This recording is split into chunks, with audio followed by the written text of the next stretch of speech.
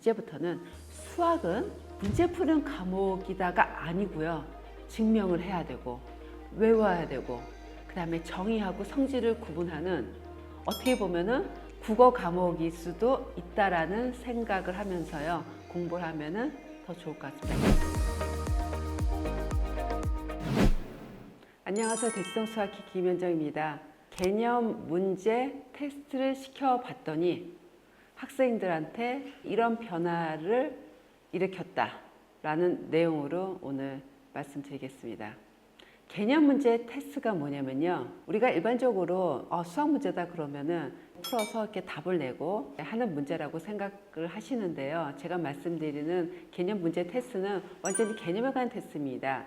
개념에 관한 문제 테스트만 이렇게 하면은 학생이 좀 지루할 수 있으니까요. 15문항이면 앞에 3문항은 개념 문제 테스트이고요. 나머지 12문항은 일반적으로 문제를 푸는 그런 문제들입니다. 개념 테스트는 예를 들어서 이런 내용입니다. 이등분 삼각형의 정의를 쓰세요. 외심이 무엇인지 설명하세요. 평행사변형의 성질을 쓰세요. 나머지 정리 공식을 쓰고 증명하세요. 제가 개념서의 중요성을 굉장히 말씀을 드렸는데요.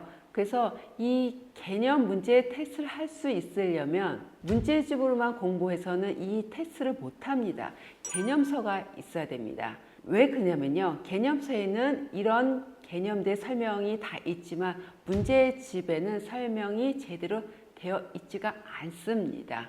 개념 문제 테스트를 왜 해야 되는가 느꼈냐면요. 오답을 할 때입니다. 오답하게 되면 학생이 왜 틀리는가, 뭘 모르는가를 정확하게 알게 됩니다. 예전에 배웠던 내용을 잘못 끌어와서 수도 있고요.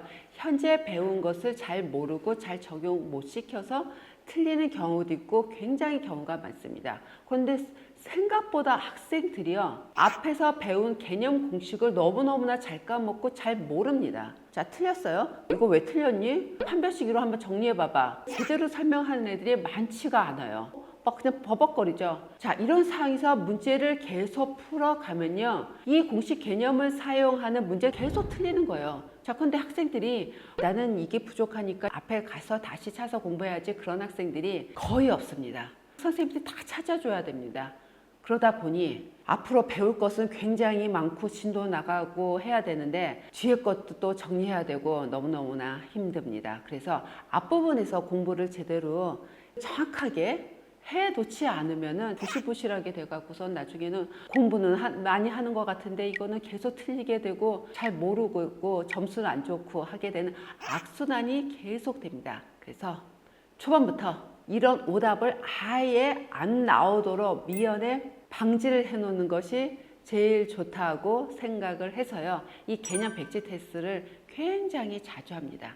이걸 한다고 해서 학생들이 뭐 수월하게 모든 문제를 딱딱딱 잘 푸냐 그것도 아닙니다. 하지만 안 하는 것보다는 낫지 않을까 싶어서 개념 백지 테스트를 계속 실시합니다. 그래서 평소에 좀 진도가 나더라도 예전에 배운 공식 개념, 그거는 뭐예요? 그 다음에 이등분 삼각형의 정의는 뭐고 성질은 뭐예요? 다다다닥 나오도록 그렇게 연습이 돼 있으면 문제 풀 때 정확하게 풀게 되는 계기가 되기 때문에 제가 개념 백지 테스트 문제를 많이 활용을 합니다. 이 연습을 많이 한 학생들은요, 뭐가 바뀌냐면요. 일반적으로 수학은 문제를 푸는 거다 하는데요. 수학은 그렇지 않구나. 수학은 좀 쓰는구나. 이 개념 백지 테스트를 하다 보면은 말로 써야 돼요. 아무것도 없습니다. 그냥 거기에 이제 문제만 있으면은요, 개념을 그냥 탁 써야 돼요. 내가 배우고 있는 개념서의 내용과 똑같이 써야 돼요. 그래서 개념서의 중요성, 문제집을 푸는 학생과 개념서를 중요시해서 푸는 학생은 완전히 다릅니다. 그래서 개념 백지 테스트를 활용을 할 수 있으려면은 개념서가 있지 않고서는 절대로 이거를 답을 쓸 수가 없습니다. 학생이 답을 쓰라고 하면 또 뭐 어떻게 써야 되는지 모릅니다. 그것을 만들어주는 기준이 뭐냐면은 내가 지금 배우고 있는 개념서의 설명 부분을 그냥 똑같이 쓰면 되는 겁니다. 개념서가 여러 가지가 있는데요. 제가 추천하는 개념서도 있지만 이게 더 좋을 것 같다 하면 그 개념서로 해도 큰 상관은 없습니다. 그러면 그 개념 공식이 있고서는 밑에 설명이 돼 있는 부분을 완전히 이해하고 정리를 해서 외우고 그대로 쓸 수가 있어야 됩니다. 그 다음에 증명 문제 있습니다. 증명을 해야 될까요? 말아야 될까요? 당연히 해야 됩니다. 그리고 학생을 가르치는 선생님들도요. 고등 과정에 나오는 모든 공식을 다 증명할 수 있어야 됩니다. 학생들한테 증명을 안 해주고요. 이거는 이렇게 했으니까 이렇게 대입해서 풀어. 학생들이요. 뭐가 뭔지 모릅니다. 왜 그러냐면 공식은 뭘로 되어 있냐면 문자로 되어 있습니다. 문자라는 거는 뭐냐면 어떤 숫자에 이제 대입해서 나중에 풀어나가야 되는데 그 문자의 역할을 잘 모르는데요. 차이점은 뭐냐면요. 공식을 증명한 학생은 공식이 나왔을 때 그 문자의 역할을 정확하게 합니다. 왜냐하면요. 증명을 해봤기 때문에요. 하지만 증명을 하지 않고 그냥 그 공식 이렇구나 그냥 대입해서 풀자 하면요. 이 학생들은 대입조차도 헛갈려 합니다. 네, 이 문자의 역할을 모르기 때문에요. 꼭 증명을 할 수 있어야 되는 겁니다. 그냥 뭐 증명하지 않고 그냥 외워갖고 어차피 뭐 수학 문제풀이 하는 건데 증명 못으로 하냐 그냥 어차피 공식 있으니까 대입해서 풀면 되지 않느냐라고 하면 이 학생 절대로 수학 실력 좋지 않습니다. 수학을 잘하고 수학 실력이 계속 좋고 수학 성적이 떨어지지 않고 일관되게 좋은 성적이 나오는 학생들은 공부 방법이 다릅니다. 해야 될 거 다 하는 학생이죠. 이거는 왜 공식이 어떻게 나왔지? 다 파헤쳐서 공식 증명 방법을 다 알고 넘어갑니다. 그래서 이제부터 꼭 증명하십시오. 그리고 증명하다 보면요. 증명하는 개념 자체가 다른 문제풀이에 다 사용이 됩니다. 반드시 증명을 하십시오. 그래서 개념 백지 테스트 문제도요. 개념서 나오는 증명 문제 있죠. 그거를 다 증명을 하도록 한번 해보십시오. 그러면은 학생이 문제풀이에서 완전히 달라집니다. 공부하는 습관과 공부하는 방법을 제대로 알게 돼서 점차적으로 수학 공부는 이렇게 하는구나 하면서 스스로 깨닫게 돼서요.